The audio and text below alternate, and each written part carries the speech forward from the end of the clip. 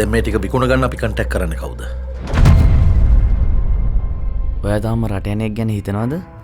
නතු සංක. අපි බැංකුවේදී කතා කරගමු. මට නම් මේ ගමන යන කිසි උවමනාවක් නැහැ. මට නම් ආයි කොහොමවත් ගෙදර යන්න බෑ. මටත් බෑ. මටත් බෑ.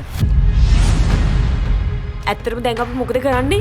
නාට්‍ය තරංගයේ අවසානයේ යුරෝපීය රටවල සංචාරයක් හිමි වේ.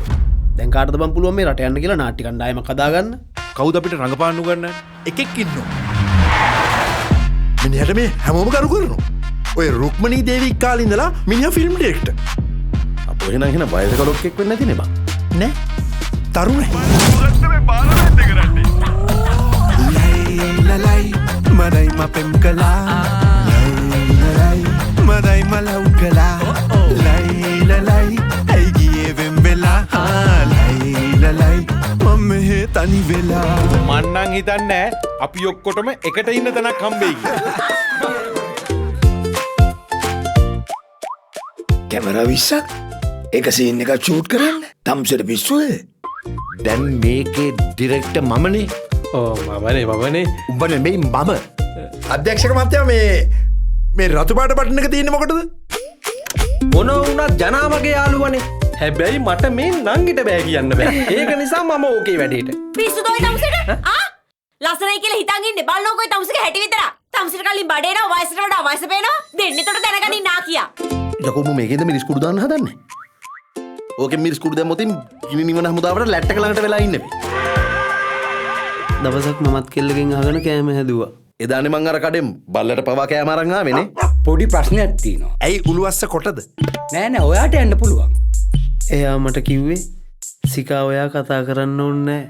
ඔයා නිදාගන්න. ඔයා හුස්ම ගන්න සද්දය අහගෙන මං නිදාගන්නම් කියලා. ඒකිට නෙවෙයි බං මට නිින්ද යන්නෙත් නෑ.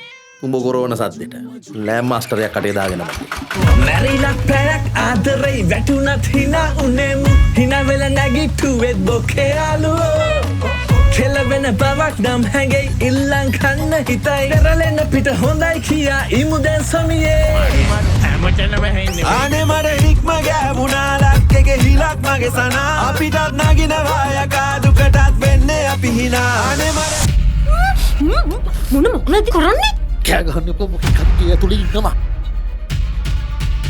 උඹ හිතුවද දියමන්ති කියන්නේ කළු දොදොල් කියලා?